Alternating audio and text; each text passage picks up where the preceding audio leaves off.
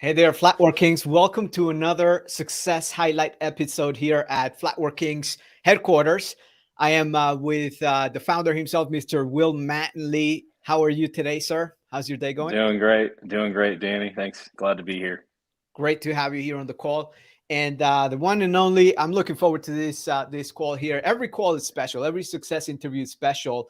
But let me tell you, after talking to Blake Henning, there's a lot to discover about this man. First and foremost, Blake, thank you for joining us. I'm looking forward to it. Thank you for your service. I know you're part of the National Guard. Thank you for all you're doing there. You've worn many hats throughout your lifetime. But how are you doing today? Man, I'm great, man. We had a good day. We got to pour a good bit of concrete in various jobs, and man, I'm just happy to be here, and I appreciate you guys having me. And that intro is gnarly; it gets me amped every time. I know, dude. I know. I love it. I love it. Well, you should see the one. Will there's another intro with the Audi. Is that your car? With the Audi? The car? I want to bring that one in one of these days. Yeah. Hobbies start to spill Yeah. over, but it's Yeah. it's all good fun. I No, never it's good. It's I good. thought that was some kind of little thing from Fiverr or something, But that's Yeah, yeah, No, it's yeah. good. It's good. But gentlemen, man, Mr. Blake, again, thank you for joining us today. You went from being a farmer to a firefighter to a cell repair owner, and you exited that business successfully. You're active in the National Guard. You're a father of two, and now you run Foxcrete, and that is your concrete kingdom, your business. So we're calling you the Gulf Coast King, right? The Gulf Coast. Yeah, that sounds about right. Tell us, man, where do you get started, man? How did it all come together for you in concrete? so. Actually, growing up as a kid, I told everybody, and it was abundantly clear to everybody that know that I'm not doing concrete for a living. And my story is not probably like most people's are. I was introduced to concrete, since I was in diapers, I guess, but I didn't really care about all that at the time. My dad did a really good job at working really hard and allowing me to not need or want anything.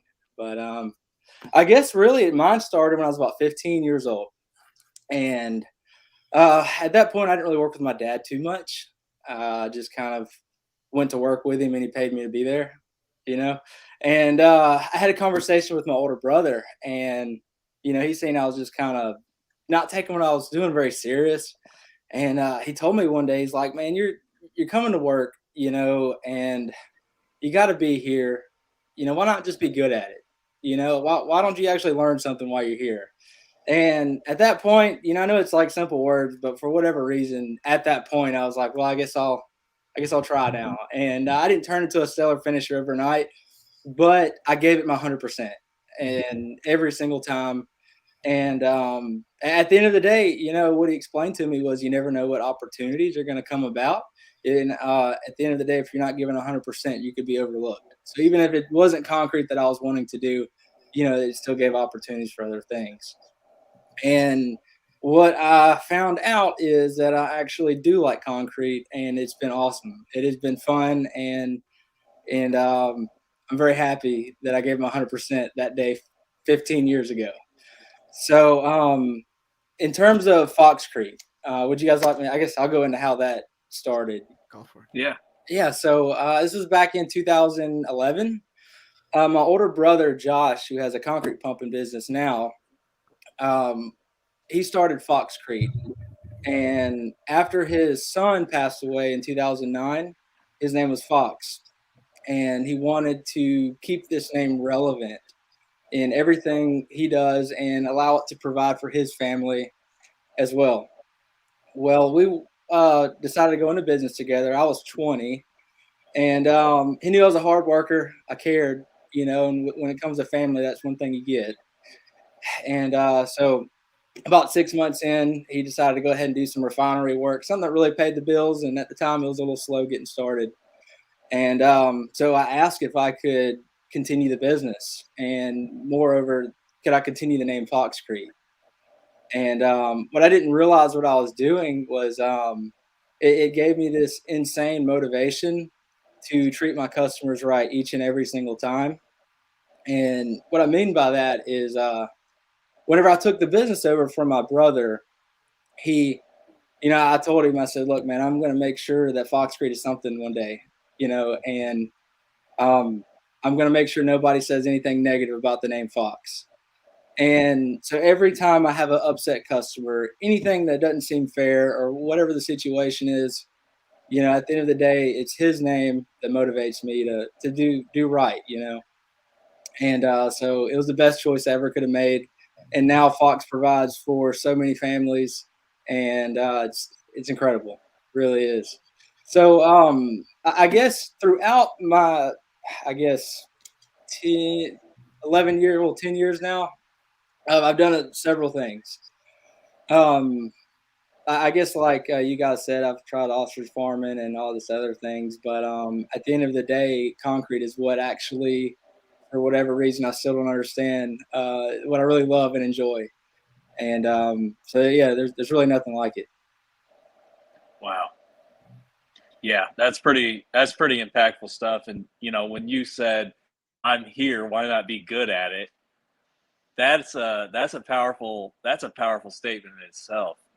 I mean, you're in the same position as probably a lot of people that are watching as me, and I look up to guys that can do, be in the military, who are disciplined enough to do. I'm sure that that you have your moments, probably like any human, but what I've seen in following you and Foxcrete is just an extreme amount of discipline and self-respect, and when you put yourself out there, you do it in a way that really separates you from anyone. I mean, and I'm sure you probably have heard this before, but whether you're going live and explaining a project, or you're putting together a post for for advertising and marketing Foxcrete, I've just always been super impressed by all those things. And just you're an outside of the box kind of thinker, and that's particularly why I wanted to talk to you here in front of this group, because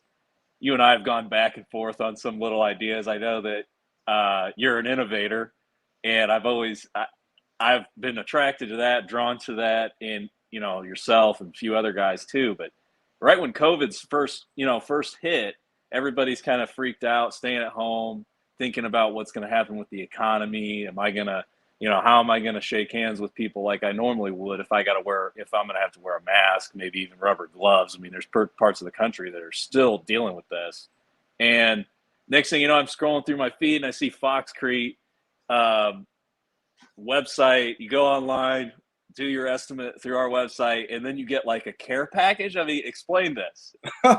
Yes. You got like, I mean, you incentivize people to get on your website, do their own estimate, and all this, completely kind of just put the pandemic in the back of their head. Yeah. Yeah. So believe it or not, so I've been selling concrete online for a while now, even before that, but not to the level that I am now. And even at that time, I used to would just have these like add to cart things with a whole patio package, and I put all these different metrics in there that I thought maybe that could come about just to kind of blanket price it. And when they buy it, they'd pay like by the deposit, like $150 or something. And I figured at the end of the day, if they're gonna pay for this patio at the price that I want, and if I get there and it's not quite what I wanted, or they're gonna have to have some up charges for site work or whatever, I know they're real dang serious, and they're going to be more inclined to go ahead and move and pay for those up charges.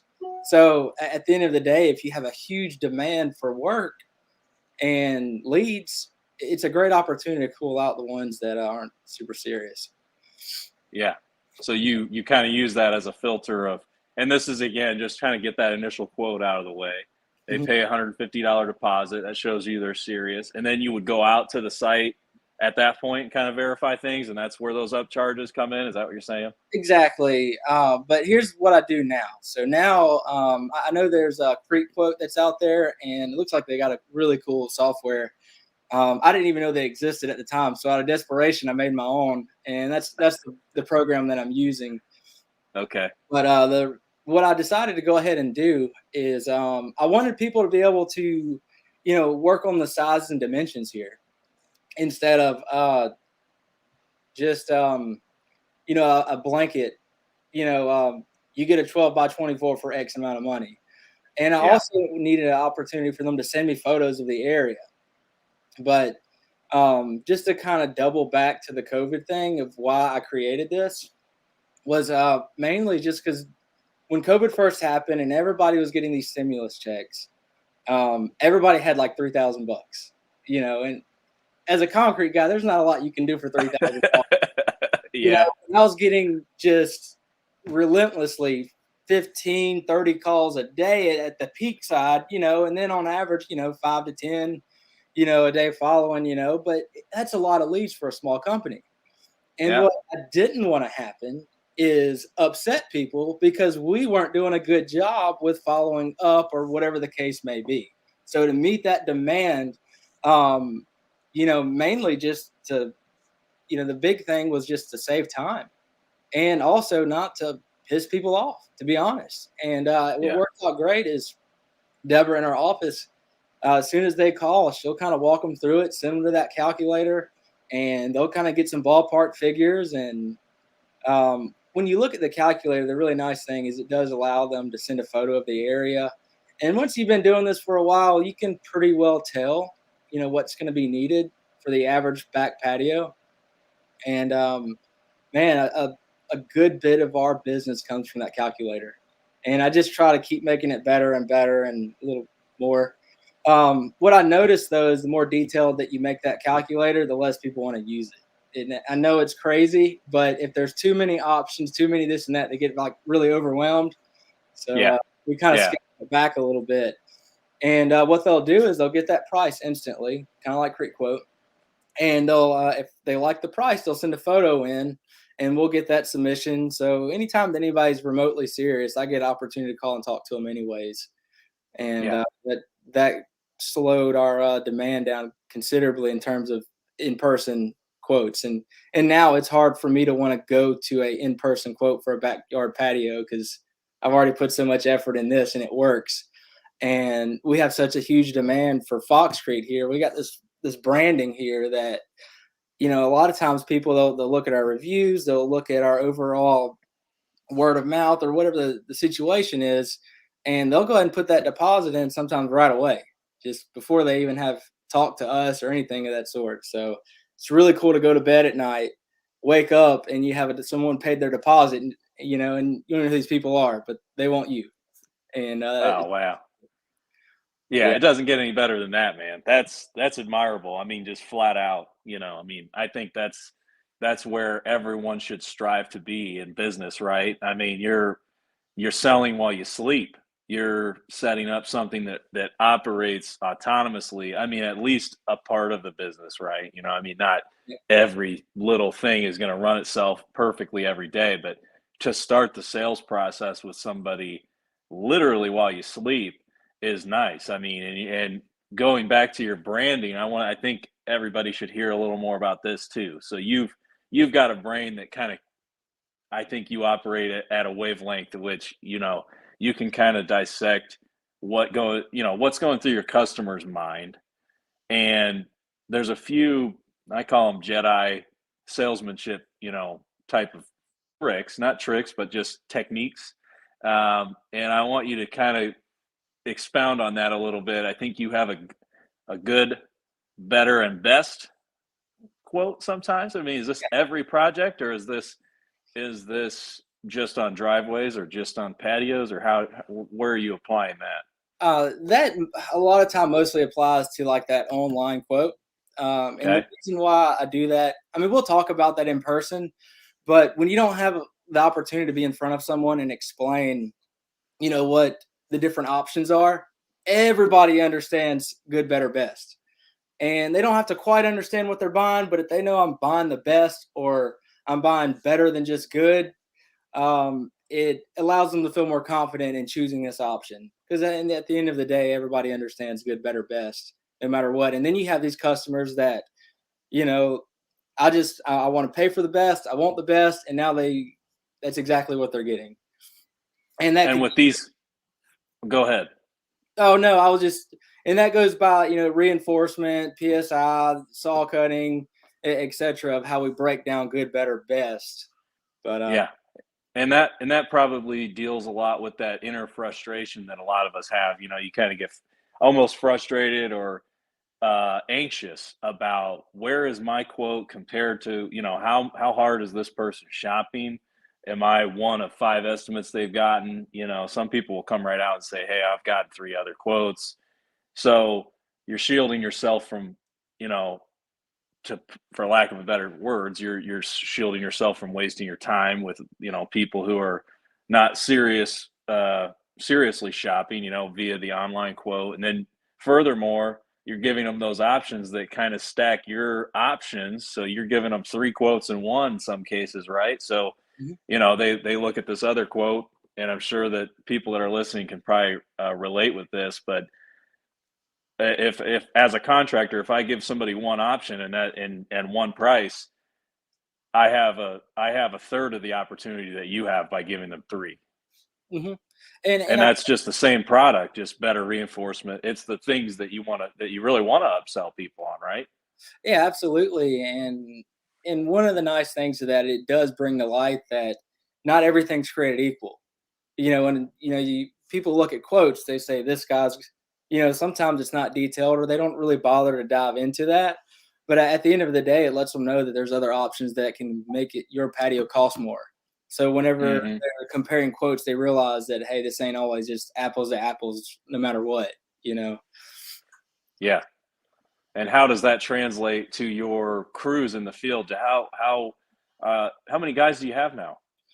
Um, let's see. I don't have that many. I got to think about it, but we kind of swing a few here and there. Total, there's about 12 of us total on the team. Okay. So the guys are going out to these jobs and primarily residential. You're dealing with homeowners, right? Yeah. Yep. So do you send them out with like particular marching orders, or do they have like a standard set of kind of procedures they follow on every job that they kind of lay down the plywood, kind of the standard stuff? Yeah. So what we do is, I think it's unique. It works well. Is we have this program that we use called Trello, and it's like a very visual calendar, if you will, through lists. And what we'll do is we use this communication app called Crew app and Trello. And whenever these lists, like line items, if you will, in a stack, are particular jobs. So you copy the link from that list to the Crew app, and everything in that particular card, as Trello calls it, on that list has all the details on the job, has photos of the job. Our salesperson will go in and draw where it is, some dimensions on it, just pictures with, dimensions and shape and size and everything they need to know on that card. So all they have to do is in the shop, they look at the card, load up what they need, and they head on over to the job. Wow. And how long did that process? I mean, obviously, most of us are constantly trying to improve and home in on different things, but you know, where, I guess, how were you operating at one point versus how you're operating now? What changed, and what kind of things are you benefiting from right now the most? Yeah. I guess it's really just a structure from being able to have all the details of our jobs in one place. And in addition to that, so whenever from Trello, whenever our leads come in, it all starts in Trello with the original card. And that card Hmm. builds all the way into a job. I don't have to remake anything. And it's all a matter of just sliding and moving cards over. But what I did prior to this, and I guess what led to that was just sheer demand. Whenever it was just me and a couple of guys doing concrete, I can keep everything in the dome piece or a little calendar book, and I know what needs to be done. I'll look at the invoice. I'll go to Yeah. QuickBooks. Okay, look at this invoice. And I may have pictures on my phone. That was, and from the estimate or something. But now, when our salespersons go do the estimates, they have the Trello app. They'll start a card. Actually, it starts with Deborah in the office, the way the lead funnel works. And Okay. they'll just build onto that. So whenever they do the quote, they're going to take pictures of the area. They're going to write a description. They're going to, and then from there, when it turns into an actual job, you get more details. So, okay, now we're going to go ahead and start a material list. That way we're not doing a bunch of extra work for a waste of time. Yeah. I used to think, okay, well, I'll do a quick material list on the quote. That way whenever we do it, it'll all be on the quote. It'll look very detailed. And we kind of still do that in a certain sense, but it was just too much time to put into that just for a quote that's not guaranteed to turn into a job. Yeah. So pretty much that's how kind of our lead funnel, our whole life is on Trello. And it's such an awesome, fantastic app. It's a little bit to get used to, Yeah. but the best part about it is that everything is in one spot and it's easy to train folks on it. And even if they don't have the app, so we have guys that come in that doesn't have the Trello app, they can still look at the information because it's a public page. The Trello app is so easy to use for everybody in one place. Now, how do your guys, I'm sure that as 12 of you, you're not always on the same job site. You're communicating between, several different locations, probably usually, if you're anything like me, you got people cleaning up a job here and then they're going to go over here. It's just like playing the drums all day, figuring out where people are going. Does Trello help with that a little bit too? Does it act as a pseudo communication line? 100%. And whether it's so the way Trello works out, there's lists, every so often. So we'll have categories, of what are stain overlay jobs, what is remediation, what needs to be sealed and detailed, and we have a crew designated for detail and sealing. So they know their list of jobs in order of what needs to be done. And usually we're a small company, so it's very easy at this point in my life to just send them over that card or just a verbal communication for them to have it and look at the card that's there and shoot that over. And it does our scheduling too. Not our overall big picture schedule.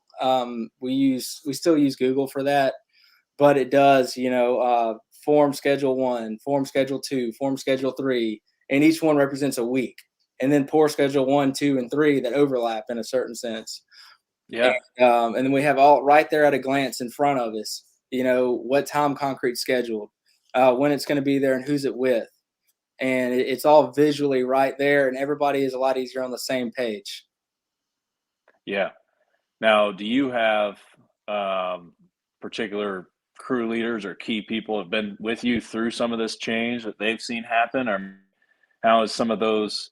I know that for me, it was an anxious moment, kind of implementing these changes. Like, hey guys, we're gonna start communicating through an app. This is how it's gonna go. How was that transition for you? And were you able to talk guys into this? I'm sure it wasn't easy for some, but tell us a little bit about that experience. Yeah, so I've been so wishy-washy over the years on how we're going to do things, but it was just because I had to try different things. We've tried various apps. They just all didn't have what we needed.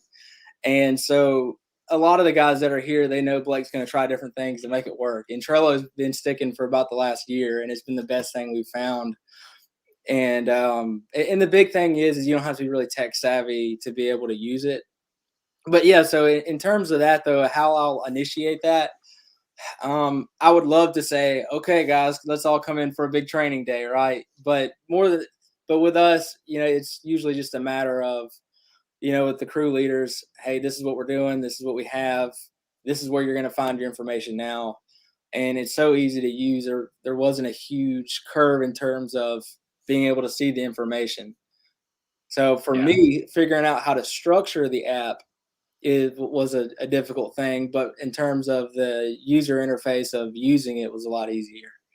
Yeah. Yeah. I was always apprehensive about, if people had a smartphone or if they didn't anymore, though. I mean, the chances are pretty good, even if somebody doesn't have the best service in the world, that they have a smartphone. Mm-hmm. And, it's connected to one of two very large app stores, either Android or Apple, what have you. So a lot of that anxiety is gone for me now. But, when I ask people to download apps, it can get, 5 years ago, the answers were a lot different than they are today. You gonna pay for my internet service? Yeah. Come Yeah. on. Yes, sir. Hey. Yeah. Okay, well, I guess you can't come to work without internet service. It is what it is. I know. So now I know that with Foxcrete, back to that branding thing you were talking about, you've really established Foxcrete as, of the foremost residential concrete restoration, tear out and replace, stain, stamp, overlay, you name it. What is some of the main, what would you attribute as some of the main, factors that went into that? Are you, really putting an emphasis on getting feedback from customers, reviews, or are you, is it the uniforms that you give the guys? What would you attribute some of that branding action to? Well, in terms of branding, I get a lot of compliments on just our logo branding. It all looks the same. It's kind of all goes together. It has a Gulf Coast vibe to it, but still professional in a certain sense. And I guess it starts right there. And then from there, most importantly, though, part of your branding is treating customers right. And I know that's so cliche, and it's like, oh, that's the obvious answer, but I can't stress enough that I've done crazy things, to create champions of Foxcrete in the community. I mean, I could have the worst customer in the world and wish I wouldn't ever done their job, but at the end of the day, they're my biggest champion, and they will tell 100 million people, tons of people, about how we're actually gonna stand behind our work and do everything we're supposed to do and say. And then when you couple that with a good customer experience, and it works out well. And we try to distinguish between good customer service and a customer experience, and I feel like there's a difference between those two things, right? So Hmm. and that's kind of been part of my branding. So at the end of the day, like if you look at a good customer service situation, um, something goes wrong, and or just you did everything right, still not didn't go well, um, and you were very courteous, but at the end of the day, I'm not fixing it. Thank you. Have a nice day. That was a good customer service within reason, but it didn't offer them a good experience. Or your website is not very friendly. You go there and you're having a hard time navigating it.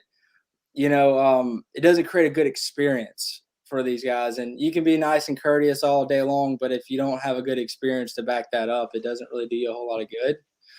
Yeah. So what I wanted to do with my company is that I wanted things to be easy, and I wanted to spoon feed things as much as I can. So like when you go to my website, the first thing that shows up, because in my mind, when I go to a new website, and I'm really anxious to talk to these people, I'm like, where's the phone number? Where can I find it? I just want a number. Let's get it done and over with. Let me call them, right? And after 2 seconds on my website, I have this thing that pops up, and it has our phone number and how to get a hold of us right there, very very easily. And in terms of contacting us, like every page, there's contact ways to contact us through our website all over the place. And and then on top of that, and contacting us, you want to be able to have someone to call you back and stay on top of that. And that's honestly, at this point in my life, that is the hardest part of my job, is following up with all these leads and ensuring that people have the Foxcrete experience that they're accustomed to. And could I grow and have 4 or 5 more crews? Yes, but is that is it going to be Foxcrete? Will I recognize the company after that? It takes time, and I'm not willing Yeah. to sacrifice our branding for that. Yeah, exactly. Now I sense that, and just following you, following your journey, following Foxcrete, and you can tell that there's a lot of integrity behind it. There's some people that will throw up a half-assed, oh, I need an Instagram. I better post a picture, and it's a guy, it's a guy's butt crack and he's draining the oil out of the truck. Like, no, your customer doesn't want to see that. And when you have, calls to action, like you said, there's a lot of people that get lost in the sauce thinking, oh, I got to explain, I got to immediately, the front page of my website. And I've had this too. I'm sure Danny, he's the guy that really needs to share on this, but too much content it's great to have, but your contact needs to be first and foremost, that call to action that says, call us. Mhm. And then, like you said, being able to answer the phone and, scale that up and down as needed. Um, are people calling and getting a voicemail box? Are they even getting a call back? And like you said, I mean, that is the hardest part of this job. You know, you're president, you're CFO, you're the crew leader when you need to be, you're the laborer most of the time, you're running across town, you're getting stuff. And it's really easy to think, well, I've got 3 months of work. I am booked up. I'm covered up right now. I'll get back to them Friday or whenever I get a chance. And you know, just picking up every phone call and following up with people, regardless of how busy you are. I'm sure that you do the same thing. I mean, it may not be something you want to do, but you do it anyway. Mhm. You know, you do it because that feeds into your brand. It feeds into, you know, hey, somebody might say, hey, Blake, this guy's busy, but he called me right back.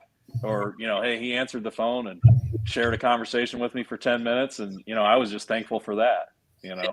We've all been in those situations where you have to call somebody back.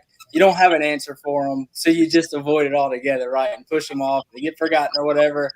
And that's something I really try not to do. And even if I don't have nothing to tell them, I just touch base with them and just let them know, hey, I don't have an answer yet, but you're on my mind, and I'll be in contact with you soon, and just move on until I do have an answer. You know, just having that contact makes such a huge difference. And we hear all the time that you guys are the only ones that called us back or followed up. And there's so much wasted money out there just by not following up. I mean, I've gotten some massive jobs from people, and just because of the fact that we followed up, and we were way more expensive, but they said, "Hey, you communicated the best. Let's go with you." Yeah. And I can sense you're kind of at this sweet spot, and it's a good feeling when you get there, but you know, the fight never stops, right? But you get to a point in business where if you maintain your brand and you treat it the way it needs to be treated, you can ask whatever you want. There is no, you're not bidding anymore. You're not bidding work really. I mean, you're putting your numbers together. You're making sure that you're gonna do well on the job, obviously, but you're not worried about competing with anybody. I'm sure that you're smiling a little bit, but there is no, you know, you get those responses from homeowners that say, well, you were the first, you know, who am I to deny Foxcrete the job? They were the first people to answer my call. They were the first people out here to estimate it. And this is in peak season or it's slow season. It doesn't matter, you know, and that service just, it trumps everything, right? Yeah, it really does. I mean, I'm not saying that we're awesome over the top at it, but I know that it's not from a lack of effort. We try really, really hard. And, you know, that's something that's so important to me. You know, it's just that communication aspect of it. And we struggle with it like anybody else. But at the end of the day, it's something I put priority on. Yeah. Oh, you have to, you know. I mean, there's no other choice, right? You know, if you want your business to succeed, you got to prioritize that part of it. And it's so tell us, you know, a little bit more about your journey, kind of, you know, what got you to this point here where, you know, people are turning to you for advice. You know, I mean, you seem like you're good at putting yourself in the customer's shoes. And you've already mentioned that a couple times in this conversation. What do you think is the most important thing to a customer, though? At the end of the job, when you're all done, you're shaking hands, you're walking through the job, what most stood out about Foxcrete to that customer? I mean, you constantly go back to one thing more than another? Yeah, I mean, obviously there's a communication aspect of it, and it's a clean job site. You know, all those typical things that's there. But you know, I guess ultimately it's just being able to do exactly what you say. And you know, like I said, we bend over backwards for people even we shouldn't. Like we had a guy that, you know, his patio cracked even after we told him that you needed, you know, these cuts here, and he's like, no, I don't want to see it because it was like an ashlar pattern or something. And then me, you know, not being an experienced business guy, I'm like, okay, sure, yeah, well, we won't put those there, and they crack, and guess what? I want you to replace this. And never mind, it had, you know, 30-inch footers all the way around it. Not that kind of thing, you know. And the whole time he was griping like, oh, I want pavers. I wish I could afford a pavers. Well, guess who ended up with a paver patio? That guy. By us. Yeah. You know, but again, man, it feels good.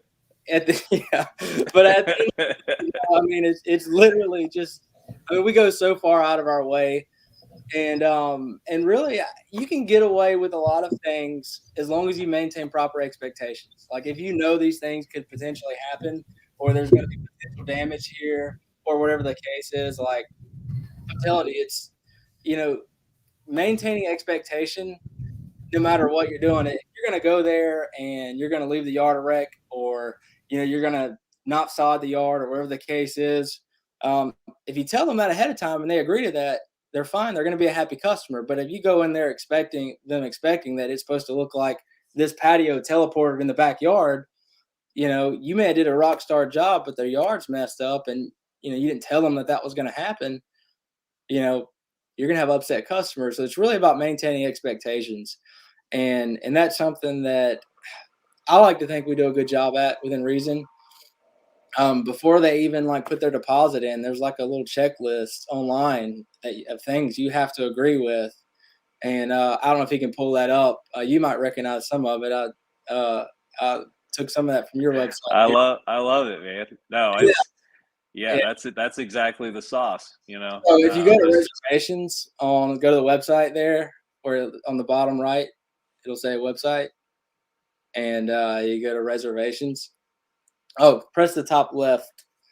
Yeah, and let's see, reservations, deposit, 3/4 of the way down. Up, yeah. All right, let's see what we got here. So one thing I'd like to touch on with my website is I like to talk to people on my website. I want it to feel personal. I want people to feel like they know us before they even have us come out. And it's a really cool feeling. You go out to a job and customers are just excited to see me, Blake, because they've seen my videos. They see me on our website, and they've read about me, read about my family, and so on and so forth. And you feel like you've already broken the ice with them by the time you're there. Yeah, absolutely. I'll meet people and they'll be like, "Oh, how's the girls?" And I'm like, "Yeah, everybody's great." And they just, I'm not hiding behind some corporate brand, and on a residential level, you're doing the kind of stuff that Woody, I feel like that's really important. So, you want people to know who they're dealing with and what kind of person they are and what their background is. But we ain't got to go through the gauntlet of this, but at the end of the day, it's before they put it in their retainer, they have to agree to certain things, that the work area is going to be clear of things that, there could be damage. Sprinkler lines are going to be broken and they can be repaired, and so on and so forth. So they're checking these boxes, and then at the bottom they sign and they submit it, and you feel good about that. They feel good about it, and they feel like they've been educated, right? I like to think so. That way, in case whenever we're talking to them that, we may have forgot something, this didn't forget the main key things. Obviously there's still contracts and things, but whenever you're doing a crazy amount of jobs, and my contract game could be a lot better in maintaining it. Sometimes these smaller jobs, they don't get the attention of a proper contract as our bigger jobs do. So at the end of the day, at least they've been exposed to some of these things that are important to us, and to maintain expectations from. Yeah.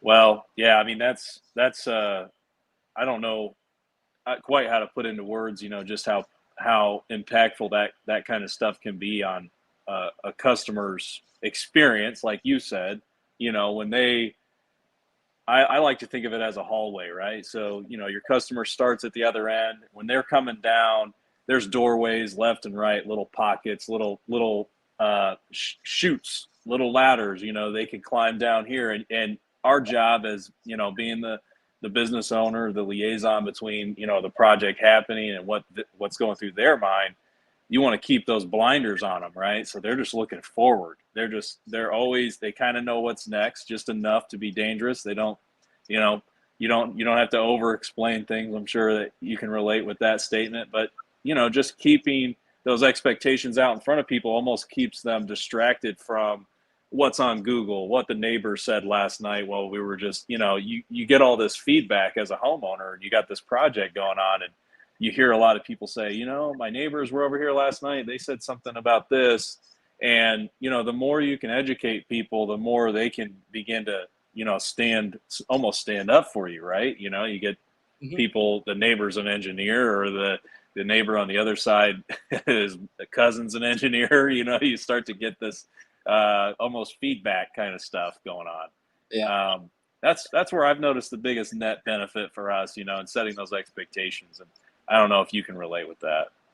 Yeah, 110% can, and it'll keep you out of a lot of hot water. And at the end of the day, it's as long as people sign on knowing that these are a possibility of things that can happen or whatever the case is, most people can cope with that. I mean, obviously, a general Foxcrete job looks like the patio teleporter back there, and that's the kind of jobs we like to do. But there's always human error or something got forgotten or whatever, and that's really what those little checkoffs are for. Have I ever charged anybody to fix a sprinkler head? Not in recent memory, but have we broke them a lot? Yeah. But for those special customers that are difficult, it's there. It's there to protect you, yeah. And that's, like you said, it's a rare thing, and most of the time you're going to do what's right, and that's, even if it doesn't feel right, you're doing right by them, and you can get 10 more good customers out of one bad one, So when we wrap up here, what's the best way for people to get a hold of you? At Foxcrete on Instagram, Facebook? Are you on both of those platforms? Yeah. So I am on Instagram, and you just type in at Foxcrete. We're pretty easy to find over there. And again, don't underestimate Instagram and those stories. I've sold like the biggest job I think I've sold because of an Instagram story, and it's only because people's like, we love seeing that you walk us through these jobs, and so don't ever like downplay the power of literally just talking to your customers. And that's how I do on Instagram, is I will just walk through the process and act like I'm talking to them in person. And that's huge. But we're on Facebook as well, and that's probably the best place to find all of our updates. There is Instagram and Facebook. Well, good. Yeah, I know there's going to be people that are going to be asking you a lot about what you just said in this short time we've had together. I mean, from Trello to, how you set expectations with people, your website. I mean, the whole thing is just amazing. And, for those of you that already follow Foxcrete, you're kind of just probably nodding right now, like, yeah, this is the real deal. And Danny can probably comment on the website. Yeah, I'm sure. Now, you've got a lot of great things. Can you guys hear me okay? I didn't have problems with my mic earlier.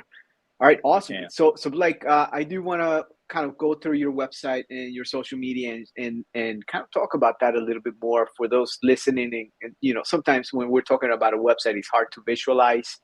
But if I share the screen here, one that I like very much here is you have project ideas. How do you use the project ideas on your website, and how did that come about? Well, I guess I just wanted to have just like an overall like synopsis of things that we do and we offer. Yeah. And just kind of like one of those like wow factor things, like, oh, we can do this or that, and just kind of just a goulash of different things right there. And obviously those are actually really old pictures. I got to do a little better job at updating those. I get a little too complacent with social media. Sure. But yeah, the main idea is, when you look at people that go on Pinterest, they'll go on here or there. It's just a way to help the customer experience, because everybody can relate to project ideas, and not everybody just wants to. I just don't like the idea of gallery, right? It's dull, boring, and then you feel like you got to fumble through things, and sometimes people don't know what they want. Just look at a bunch of different things, and I'll tell you a funny thing about Pinterest is I had several pictures go viral on Pinterest, and it boosted my SEO like unreal amount. And this was back when SEO was a lot easier back in the day. Now it's a little bit more difficult, but all those backlinks from Pinterest and everything. Awesome. I still occasionally post to Pinterest just because it empowers the website, helps out right there. And the other thing too, in terms of signature services, we'll we kind of like try to explain why us, and just continually talk to people on our website, like as if I'm talking to them throughout it. And because the last thing I really wanted was just to have this real corporate, feel. I want it to be easy to read and not, just fake, I guess, or not. Maybe that's the wrong word for it, but just You're talking from the heart. You're not trying, it doesn't come off as too salesy, yeah, right? exactly. It's telling a story. You're storytelling, Right. you're getting them involved. Yeah, and yeah. Also, if you go to there's a section there called Meet the Crew, and that's huge, or the team, and Okay. so Yeah, I love this one. a little bit about us. When I was half my size now, but yeah, so Before yeah, you had kids. yeah, I guess so. Yeah. That'll do that to you. But that's huge. I couldn't tell you how many times people really appreciate the fact that you know people know who's going to be out there, and Mhm. again, you see somebody walk out on your property. Everybody's weird these days, so they don't trust anybody. So whenever they recognize Bucky over here coming, they're like, "Oh yeah, that's Bucky," and they're already right away, and it just breaks the ice altogether. So it's that That's part cool. has been a huge, huge help. And we do the blog thing. I'm terrible with blogging, but I do try to have some there. And again, how to care for your concrete, really important, because after every time you do a stamp job, everybody's like, "Hey, well, how do I take care of this?" And I usually tell them, "Hey, we're going to send you an email care package, and in case I do a bad job and that doesn't happen, I remind them that it's on the website too." Yeah. Well, and not to go down a rabbit hole, and just real quick, Danny, but I mean, if you're a business that relies on new business every day, right? Like when you're dealing with homeowners, you rely on that branding, you rely on new business coming in. This isn't like a big account where you constantly get fed work.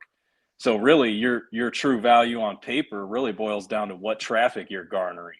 And in today's world, that's your website. That is your presence online, whether that's, backlinks through Pinterest, Instagram, Facebook, your blog, your team, the names of the people on your team, all those things. I mean, if you go to exit this company ever one day, somebody's going to say, well, this business relies on new business coming in. How powerful, what are the tools that are in place to do that? Mhm.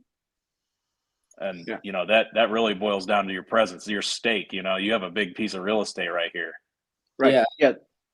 This online real estate. Regarding the employment here, do you make all your potential employees go through this online application form? Are you leveraging that? yeah. I try to get them to go over there first. And by quick application, it's a very quick application. Name and how we get a hold of you, a little bit about you, and we get some pretty good candidates out of that and shoot them that way. Again, I can't stress the importance of not doing the information overload on people, and Right. that's perspective. And guys, and as concrete guys, the average one's pretty rough around the edges and not always tech savvy. So you don't want to have this massive job application on your website and asking you a million different questions that you're going to ask again when you call and talk to them anyways. Right. Yeah. And all this is through Jotform. If you're not using Jotform, that engine is absolutely amazing, and the sky's the limit on things that you can do there, and Yeah. it's huge. Yeah. I love it. Um, one thing I want to point out is the congruency in everywhere you are. So you go to your Facebook, you're on Instagram, right? The branding, you guys have been talking about that, but also like your work, showcasing your work in such a way that you're getting a lot of engagement here. How are you going about like just having the discipline of posting the work constantly? And this one is for those contractors out there. Maybe they're growing, they're very busy. Like, where do you make the time to actually do this and just stay consistent there to get more leads and jobs? It's one of those things that it's a priority, and Mm. how much does it mean to you? I mean, yes, we have leads coming in nonstop, right? But when you post these high quality, nice jobs, it's not always the leads that you want. You want to get as many leads as you can so you can decipher through the jobs that you actually want to do. So just because you're getting a lot of leads doesn't mean that you couldn't use more leads or more focus, which Danny, tons about that. But at the end of the day, we're as busy as we ever could be and can't keep up with the leads, but I want more so that way I can be more picky and choosy and select those more high profile jobs. And you just like anything, if it's a priority to you, you're going to make time for it, and you've got to see it that way. And that's how I look at it. And it doesn't take me very long. I may spend 10, 15 minutes every couple days making a post. And if you notice, I'm not one of those that'll just post a bunch of random stuff. Like, Right. the majority of our jobs I don't even post, like, hardly.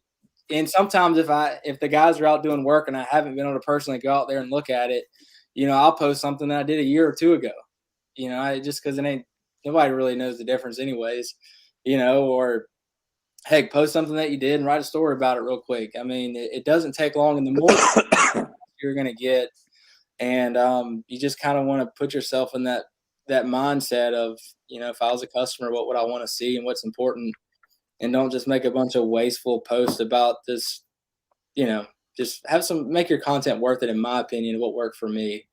And you got to find somewhere between quality and quantity, and somewhere in between. 1000%. Just like Will said, I'm quite impressed with the level of thought process you have behind technology, leveraging that. Because by leveraging technology, you can really remove a lot of the bottlenecks or either problems that just constantly happen, either losing information, misplacing customers' information, data that's critical, having to call a prospect or a customer. If you're just on the truck writing it down on a piece of paper and you lose that, right? So you're leveraging the technology. One question I have for you, do you make all your prospects a call go into the website, or do you have a way where you're going into an application and filling that out so that you store it digitally for every lead? Are you talking about in terms of keeping track of my customers' contact information? Inbound leads, right, as they come in, say they're coming from a phone call. I use a program called MailChimp.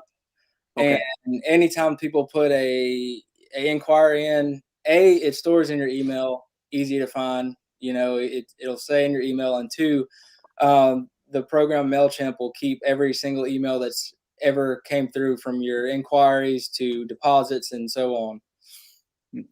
But beyond that, though, it's having that constant contact and having the ability to call back those customers that were on the fence of that real big job. I mean, you make your money in the follow up, and that's making money the old fashioned way. Yeah. We got a question here. When you have a potential customer, how do you go about telling someone that you're not interested in their project? I jack it up to the point that I do get to do it. It's good time. And I mean, I don't know in recent memory I've ever had to just be like, I'm not interested in doing your project.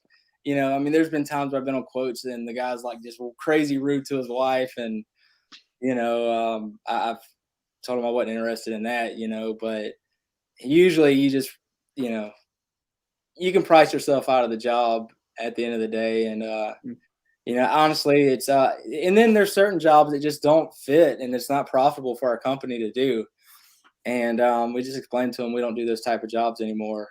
And I always try to give them like a referral to someone else, though. And that way, if they're not using us, we're at least providing a service. And really, really important. That's the best. That is the best piece of advice I've heard all week. I mean, just and I'll chime in on that a little bit, because it is tough. You've taken the time to take their call. Sometimes you're already out there at their house looking at it, so you feel extra bad about potentially giving this person the news that you're not interested. Either you get a bad vibe, or it's just flat out. You went out there to look at a porch and it turns out to be a wooden porch, and they want Trex, deck, whatever. It's just not your thing. But having a couple of good referrals, and I'm not talking just like cousin Bobby or whatever, but just actually keep a couple of good referrals in your pocket all the time. And if you can provide somebody another avenue, immediately they feel nothing but grateful for your time.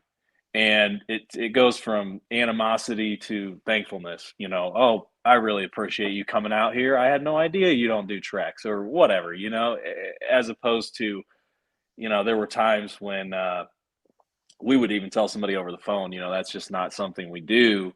If it was, a deck around in a raised pool, above ground pool, or, something like that. And we were just getting a lot of bad feedback from people that were, well, why'd you take my call? This is you're wasting my time, this, that, and the other. And you can't help but feel a little bit like the victim in that case, but really you could do more. You can give them a referral. And as soon as you do that, the whole conversation changes. Mhm. And, I mean, that right there, Blake, that was an awesome piece right there.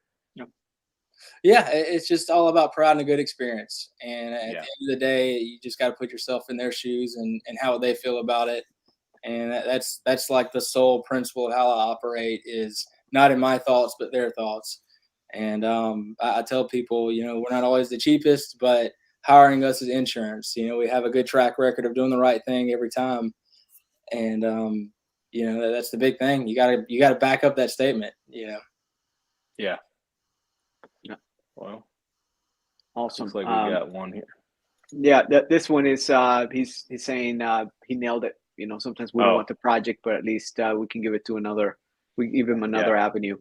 Yeah, referrals can be dangerous. You go and refer somebody and they have a bad experience. So I mean, if it's something you got to be careful of. And like you said, Will, just have good referrals, and that's crazy important. But give referrals to your competitors. I mean, we've been doing that. We've been doing that for a few years. If it's not in our area, if it's not close, or it's not logistically going to make sense for us, I mean, we refer good jobs to our competitors, and it builds a good relationship. You don't have to be at each other's throats all the time. I mean, one guy, he sends us a check every time he gets a job, and he's thankful for it. And I don't ask for that kind of stuff, but I mean, that's just building a good rapport in your community. I mean, your competitors aren't evil, mysterious people that are out trying to gobble up every job. I mean, that's a good feeling too.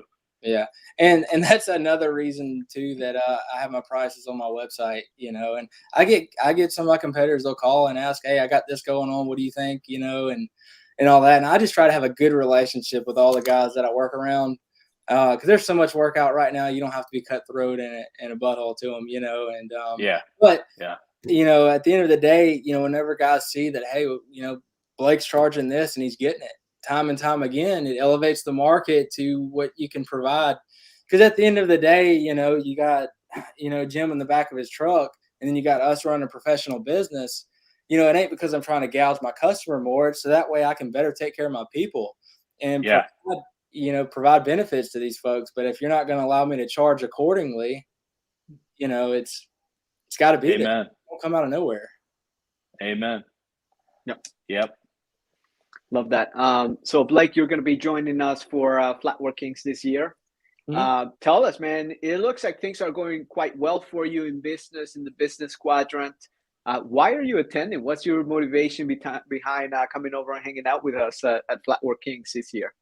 Man, I'm really excited about it. I'm going to World of Concrete and doing all that, but I'm really stoked for Flatwork Kings, and really, I guess it's just the culture of being able to better yourself there, and the fact that everybody is so fluid in the idea of sharing, their wins and losses, and you learn so much from people's losses, and I can't wait to talk to all these big players in the industry that are at another level than I am. And, you learn, hopefully I can save myself some money by learning what already costed Will, or so on.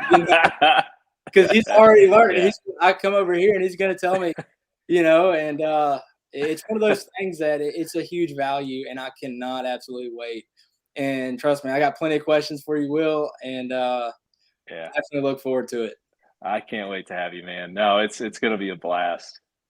Yeah, absolutely. So, man, and I even tell my local guys around here, my competitors, like, you guys have got to get over here and, check this, Flatwork Kings out, and, try and encourage those guys to even come.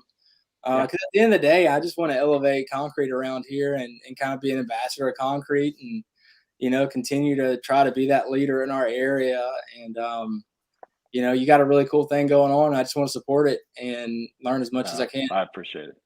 Yeah. Yep. Danny and I both feel it, and just that, it's elevating the industry, and I don't think there's enough of it. You could have Foxcrete Mastermind down there. I mean, the more we can get together and elevate each other and get past these little humps. I think concrete guys, the learning curve is a little higher for us. It takes getting beat up a little more and a few extra times to really learn how to duck and dodge some of these punches. And man, it fills me with just nothing but gratefulness, gratitude, all those feelings. People I've met through this industry, and just being able to see guys overcome some of these things is just the most rewarding part of it. Mm-hmm. Yeah, and anybody that's not active in this industry, in terms of, you got so many guys like Will and Danny that are willing to help you and providing an avenue to better yourself. And I've kind of, for a long time, just kind of kept to myself, a lot, and just kind of been grinding away the best I can. And the minute that I started reaching out to guys like Will and being a part of these events and doing things, it makes such a huge difference in your business. And at the end of the day, it's a great opportunity to learn from others and their wins and losses. So it's huge. No, it's huge. We do have a question here that just came up. I think it's good. That one is for you, Blake. If you have prices on your website, have you ever had problems with your employees figuring out what you're making, causing issues of jealousy or anything like that? Concerns? Yeah, that's a fair question. I think at the end of the day, you're always going to have those people that are going to want to count your money, and, they can make assumptions. But at the end of the day, when you take care of your people and you create an environment that they don't want to lose, you don't really have that problem. And the big goal in my business was I wanted to create a opportunity that they didn't want to lose. And that's how you keep, employment with guys is, you don't pay good wages. You're not offering any kind of benefits to anybody. And to them, it's just a job that, hey, I'll walk away from. So whenever I create a culture that people are enjoying coming to work and they see the opportunity, it's they don't really think about that other stuff. They just want to be a part of it. And like I said, we're growing, we're going places. I'm young, but I'm ambitious like everybody else, and I want to bring these guys with me. And I tell them all the time, like, you can decide what you want to make. How much involved do you want to be? How hard do you, want to work? I mean, it's, if you just want to be that Monday through Friday guy, I'm about it. If you want to spend more time and invest your time in our company, I'm going to make sure you're taken care of. It's just one of those things that create an environment that they don't want to leave. Yeah. Beautiful. Will, anything you want to add there? I know you're big on that, man. I think, I am, but I think Dan just covered it.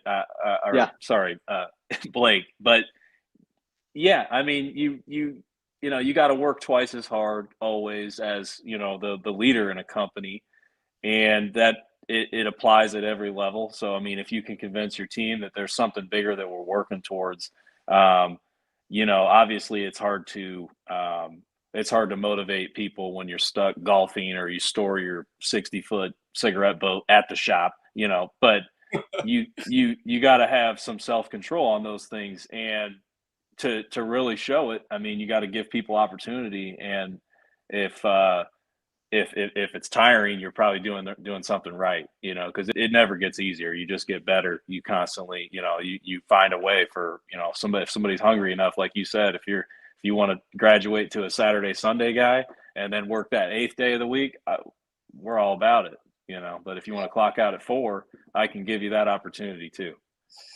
Yeah. And I'm not that Saturday, Sunday guy. I like my weekends off, and the brain anyways, they're thinking about it. Yeah, well, I'm always there mentally, but at the end of the day, I used to work 7 days a week, and between working the fire service and this, it was one of those things that I became more profitable when I gave myself the weekend off, because it got me recharged, excited, and I had a clear mindset going into Monday. And even every time I try to work a weekend, even today, like on the 2 or 3 times a year that we work a Saturday and I bring them in, my Monday sucks following the Saturday that we just worked, and it's better be extenuating circumstances for me to get the guys that come in on a weekend. And you know, and then every quarter we try to have, you know, a day off, like a company day off, for people to recharge. So we'll have a 3-day weekend, you know, every so often. Just, you know, one, it's for my own sanity and theirs as well. You know, people's mental health matters. It actually does, and it makes a difference. Yeah. And you know, when people know that you care about their well-being, you know, I like to think, you know, that it makes a difference. You know, money's one thing, but someone caring about you is another. And you know, Yeah. you take care of those both things, you know, it creates a winning environment. Beautiful. Um, Young man, wise man, you've done a lot of things. Really enjoyed this conversation here and hear you out, and you know, Will as well. Always a pleasure to have you both here. And what's going to happen is Flatwork Kings is right around the corner. Anyone that's still here, tuned in, first and foremost, if you did enjoy this conversation, make sure that you tag Blake and you thank him for his time. If you did enjoy it, I know we had a lot of comments today, right before we hopped in, how much people are appreciating this type of live. So thank you for being open about sharing your processes, your thought processes behind what you're doing in your business. That is very given and great from you. And you know, when you go to Flatwork Kings Mastermind, you're going to get to meet people like Blake, who are given, who like to share what's working for them, how they're dealing with certain problems, and you get to meet kings like Mr. Will Mattingly, who've been able to get past struggles in their business journey and have been able to build success along the way. So thank you so much, anyone, for listening. Any last words here, Will, for anyone listening in? That's it. I mean, we look forward to seeing everybody there. Like I said in last night's interview, just, you know, seating is limited. So I look forward to packing the house, though. I mean, if it's standing room at the end of the day, I'll stand in the back, give up my seat for somebody. But really, really do look forward to this one. It's going to be the best yet. Good food, good atmosphere, good people, and a lifetime worth of connections. Yep. What about you, Blake? Any last words? Anyone on the fence, what would you tell them about joining us on February 4th, 5, 6? Yeah, man, it's to me, if you want to elevate your game and learn from others' wins and mistakes, this is the place to go to do it. And you won't find another event where people come here and excited to share their experiences, to learn. And there's just not an event like it. You know, it's not you know, you're going to learn a lot. And I just encourage anybody to come over here and see what Will has going on. Beautiful. So if you're a Flatwork King and you're up for the calling, you know where to go, flatworkkings.com. Until next time, I'll see you around, guys. Have a great rest of your night. Take care.